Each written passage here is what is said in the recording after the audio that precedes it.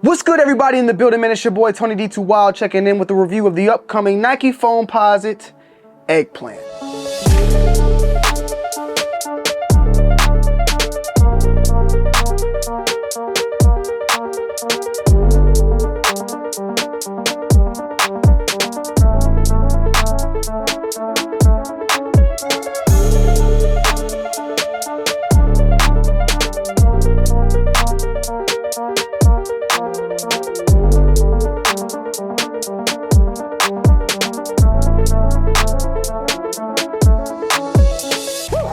Eggplant foam. Get your minds out the gutter, okay? Don't start acting weird with the word eggplant. You know, people just be acting weird. The Eggplant is set to release on February 29th for a retail price point of $240. The last time we seen this bad boy release was back in 2017. And in 2017, which was, what's that, 7 years ago, these retailed for $230. The original release of this shoe was back in 2009. So it's been close to, what, over 15 years since the Eggplant Foamposite release. It is not an original colorway, but it's became one of the favorite colorways out there for the Foamposite over the years. The original Foamposite released back in 1997, and correct me, OGs, in the comment section. Even though I've been doing this for a minute, I make my mistakes. But I believe the Foamposite was originally supposed to be a shoe for Scottie Pippen. He denied it, and it was passed on to Penny Hardaway, and the rest was history.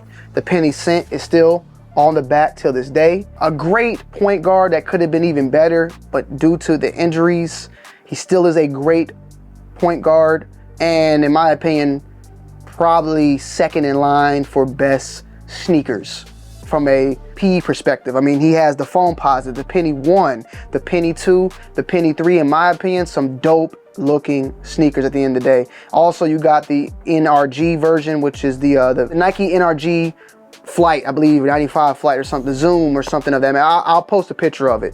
But with that being said, he's made some phenomenal sneakers, but one that's just been with us for years and years and years is the Foamposite. Like, this is kind of like, I would say, his Jordan 11 of some sort. Maybe even, we can even get closer to the Jordan 1, not from the price standpoint, but the amount of colorways that have released.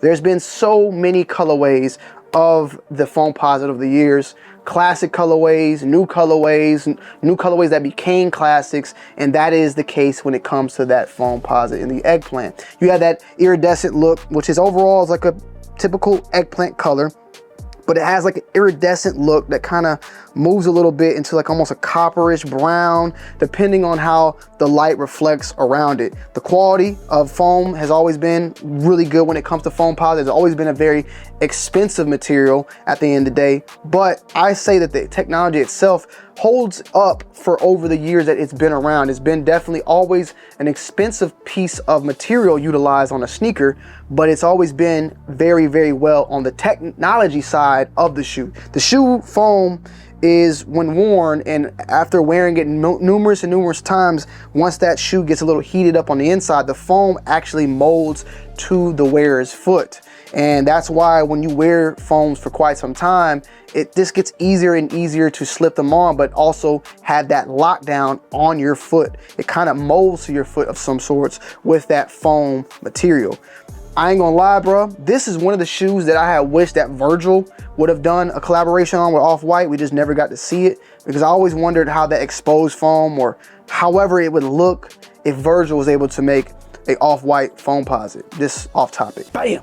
You got that translucent outsole, which is in that blue tint. Once again, you got the carbon fiber on the mid shank as well as on the side, and this panel as well. That carbon fiber is gonna keep you real nice on that arch on the foot and just keep things molded. You know, that carbon fiber is a very tough material at the end of the day, and from a basketball player's perspective, I mean, I haven't really heard people complain much about foams. Like, they've always been, for the most part, I would say, very good basketball shoes. They do carry some weight to them, but that weight gives you, I would almost say, like, in a way, like just protection from hurting yourself in a way. Like, I never seen someone play in foams and hurt themselves for that matter. Who knows, Penny probably could have got hurt in them, so maybe that comes back to bite me in the ass. But what I'm just saying is, like, if you get some of them shoes back in the day that was using the fly knit and all that knit material, you get somebody, a 250 pounds, 6'7", you know, basketball player in the NBA, step on your foot and break your goddamn toes, like they don't work. Like the foam is bulky, it's heavy, it's blocky, and it's gonna do what it needs to do. But from a aesthetic perspective, you know, the DMV, they run wild when it comes to the foams. And I think the foams look good on shorts, they look good on pants, and they look good on, if you're still rocking your joggers or sweatpants with the more cuff, the link on the foot, like they rock and roll at the end of the day. Typical Nike box, we've been seeing a lot of the foams come in this box for quite some time now. This is a typical box it comes in. The label is unisex 8.5 and 10, and you got Air Foamposite 1 black / varsity purple black.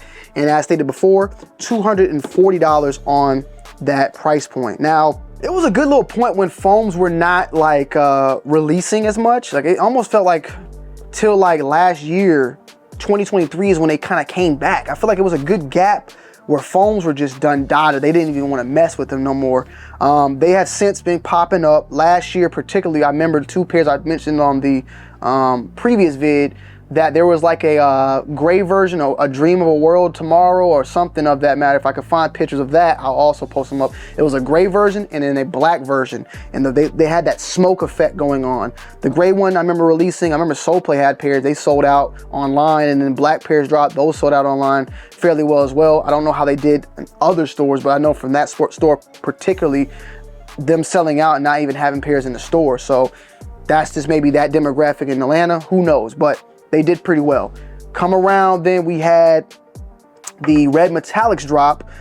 Those dropped and kind of sat. Good amount of pairs sold, but some pairs sat to the point where I was able to get a pair, I think for like 30% off. I got it for a really good deal at the end of the day for the red metallics. Now that is another one of those colorways, like kind of like the Egg Foamposite, that's not like an original Dundada, but it is a classic metallic, is a classic, you know, Foamposite colorway. I got those, got them now still to this day, haven't worn them, but I still got them. And then came the all black, the triple black, I believe the anthracite or whatever, those dropped, did fairly well. I think there's still like the little positive, the kids version line around. The kids versions go for $190, like the GS size. It's hard to kind of get behind that, I understand. But with that being said, those dropped, did fairly well for the most part. And then we got these. I think this is like the best Foamposite we've seen released yet in quite some time. Red metallic is good, triple black good, but this one, this is different. This hits a little different. If these do what those do, then we can go back to saying that foams are just not in the proper placement right now, especially with the economy and time. Because $240 for this shoe, we already are complaining about the Jordans that going for $210. We know how that is, and we know that Jordans are not selling out or moving as they once were and going on sale because people are picking and choosing. Foams don't really release as much, so there might be a more slighter higher demand, and that might also play a little bit of part into what Jordan brand could do, to think from the perspective of, if we don't release every single week, or if we don't release 50,000 pairs a month, maybe we slow it down scarcity wise, which they seem to be doing and said they would be doing, and you see this shoe right here sell out, it might be something that we might see from the Jordan brand side as well. I think these will sell. I think these will sell out. These have the potential to. These, alongside with those Royals that are said to be coming out, I believe like next month or maybe a little bit down the road, an OG, the original colorway of the foam, if these and those don't do well, then it's like, damn, you know, this goes to show you though, I can already agree and say now that it definitely is like an economy situation, but that itself for this would just double down on it. The only thing is that foams, they've always been in that 200 price point at the end of the day. 7 years ago, 230. So I just wanted to look for myself. So the original Foamposite that released in 1997 was $180. That's a lot of money for 1997. I mean, that's almost 30 years old. What's that? That's 27 years ago, right? Yeah, I want to say 27 years ago.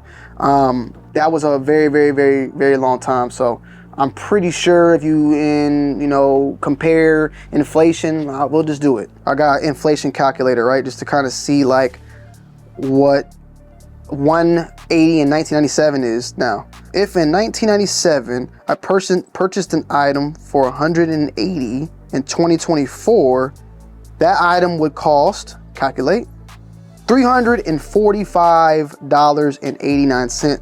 God, so I don't want to show this because I don't want Nike to get any ideas, but I mean, it shows you right there. You know what I mean? This app, I just randomly went to some Google stuff, so to each his own. But they've, for the most part, have been trying to keep that price not going up as much as possible. Jordans, on the other hand, I think the Jordan 1 was like, what, $65 at one point on sale and all that. Now we're at 190 almost, we're going up to 190, so yeah. Size-wise, 8.5 on this one. It doesn't feel like your typical foam. I have other foams that are 8.5, and it is very, very small to the point where I probably should have went with a 9. This one in particular, it fits me fine. I have no issue with that size 8.5. So just keep that in mind. At the end of the day, that's my thoughts and opinions on that sizing-wise. And yeah, man, amazing shoe. February 29th. Be on the lookout. Classic, and I'm keeping these. Are going in the collection. I love y'all, I appreciate y'all, and I'm gonna end y'all off with an on foot. Let's get it.